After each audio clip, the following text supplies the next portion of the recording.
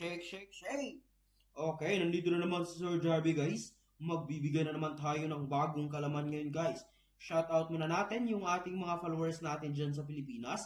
And of course, sa ating mga magti-take ng board examination this coming September. Okay, ang video na ito ay para sa mga students na nagti-take ng pre-calculus, analytic geometry, okay, calculus 1. And of course, hindi naman ito mawawala sa board examination. Kaya manood kayo kang Sir Javi. Kapag nakita nyo ang video na ito, paki-support na lang, paki-share, para marami tayong matulungan. Okay?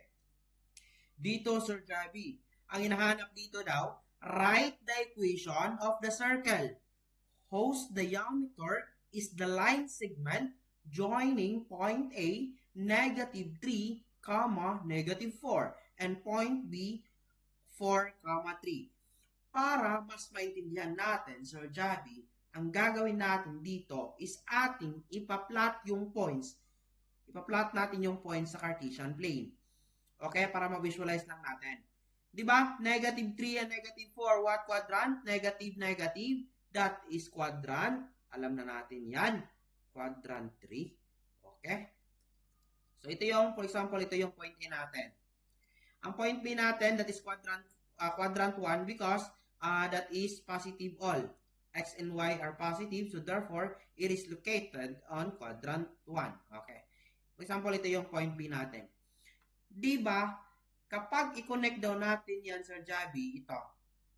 Ito daw yung line segment ng diameter. Pero, Sir Javi, hindi natin alam yung center. Example, ito yung circle natin. Pero hindi natin alam yung center. Okay? Now, di ba meron tayong point A na negative 3, negative 4. Meron tayong point B na 4 and 3. Pero hindi natin alam yung center. Now, idea of diameter, di ba? For example, ito yung circle natin. Ito yung center, ito radius. Equal yan yung radius sa kabila.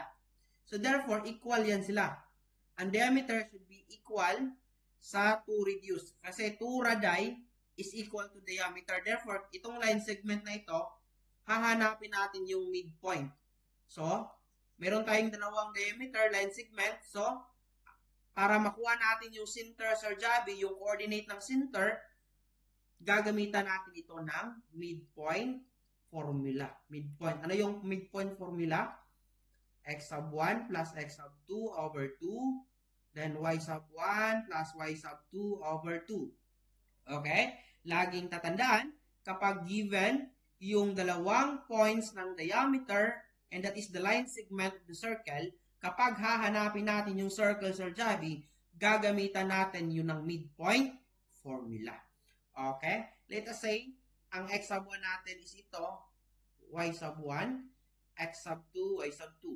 So, negative 3 plus 4 over 2, the negative 4 plus 3 over 2. So, dito, negative 3 plus 4, that is 1. So, 1 half. So, dito, negative 4 plus 3, that is negative 1, negative 1 half. So, ito na yung center natin. Ang center ng circle is 1 half, negative 1 half. Ito yung H natin. Ito yung key natin. Now, ito, Sir Javi. Ang 1 half na natin, for example, ito yung 1 half kasi negative 1 half. So, 0.5 and negative 0.5. For example, ito yung center natin. Di ba, equal yung radius natin. Di ba, equal yan. So, meron na tayong center. Di ba, ang formula, standard form ng circle is x minus h squared plus y minus k squared is equal to r squared. Dito, mayroon na tayong h and k.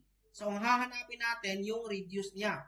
So, either of the point, ito yung point natin ng center, 1 half from the center, distance going to the point B, that is radius 1. That is radius, then equal yan. Kapag from the center to the point A, equal din yung radius natin. Dito, mamimili lang tayo kung ano yung point ang pipiliin natin para makuha natin yung points, ang distance from the point to the end point of the circle. Either going to point B or point A. Pero in this case, gagamitin natin si point B. Kukunin natin yung distance from the center to point B para makuha natin yung radius niya. Di ba yung point B natin is 4, 3. Ang center natin 1/2, negative 1/2. Dito, hindi na ituturo ni Sir Javi yung distance formula. I assume na alam nyo na yan. Dito, ituturo ni Sir Javi kung paano kukunin yung distance between 2 points. Okay? Gamit yung calculator technique natin. So, kapag kukunin natin yung distance between 2 points using our calculator, just make sure na naka-complex mode yung ating calculator. First step, mode. Mode number 2, complex. O, dapat naka-complex mode. Then, shift. Shift height. Naka-absolute dapat yan. So, unahin natin si center 1/2. Yung formula niya is point. I-copy lang natin. Then, minus, subtract natin. So, minus negative 1/2. That is positive 1/2 now. Okay? Then, huwag kalimutan lagyan ng I. Ang imaginary. Okay? Then, i-subtract lang natin sa point B. So, 4 minus 3. Huwag kalimutan lagyan ng I. So, ang distance natin dito, ang radius niya, ang R dito ay 7 square root of 2 over 2. Di ba yung radius natin is R squared? O, i-square natin ito. Square the answer. So, 49 over 2. O, tingnan natin. What if, Sir Javi, from center to point A? Para makita natin. Granting for the sake of argument. Okay, 1/2 yung center natin. Minus negative 1/2. That is 1/2. Positive.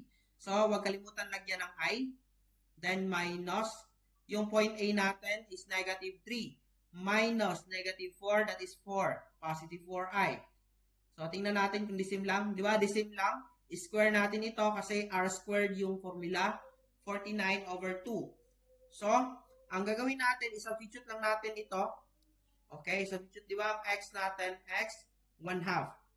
O, x minus 1/2 squared plus y. Di ba negative 1/2 yung key natin? So, minus na yan. So, maging positive 1/2 squared. Di ba ang radius natin r squared? So, 49 over 2. Di ba kanina? 49 over 2. Okay? 49 over 2. So, ito yung sagot natin na standard equation ni circle. Okay? Kapag hahanapin naman natin ang general equation, simplify lang natin ito. Simplify, distribute, then makukuha natin. But ito yung standard equation ni circle. Okay?